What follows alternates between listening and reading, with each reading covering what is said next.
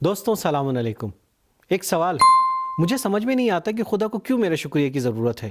خدا تو بے نیاز ہے، پھر وہ کیوں چاہتا ہے کہ ہر بات میں اس کا شکریہ ادا کرتا رہوں؟ جب کوئی میرا شکریہ ادا کرے تو مجھے اچھا لگتا ہے۔ کیا خدا بھی ایسا ہی ہے؟ کتاب ہدایت کہتی ہے، اگر تم میرا شکریہ ادا کرو گے تو میں تمہاری نعمتوں میں ضرور اضافہ کروں گا۔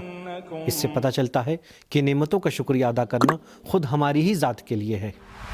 اچھا ذرا سوچیں، آپ پیٹ بھر کے کچھ کھائیں، پھر ابھی وہ ہضم بھی نہ ہونے پائے، آپ دوبارہ کچھ کھا لیں، اور ابھی وہ بھی معدہ ہضم نہ کر سکے، آپ پھر کچھ کھا لیں، تو کیا حال ہوگا آپ کے معدے کا؟ آپ بدہضمی کا شکار ہو جائیں گے، آپ کا معدہ خراب ہو سکتا ہے، اور نہ جانے کتنی ہی بیماریاں ہیں کہ جس میں آپ مبتلا ہو سکتے ہیں۔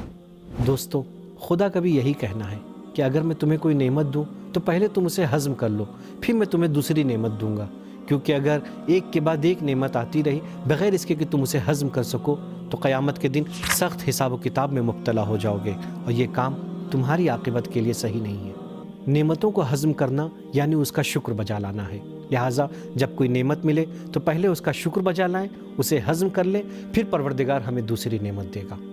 دوستوں، اس پروگرام کے بارے میں آپ کی کیا نظر ہے؟ کمنٹ باکس میں ہمیں ضرور لکھ کے بتائیے گا، ہم آپ کے ایک ایک کمنٹ کو پڑھتے ہیں۔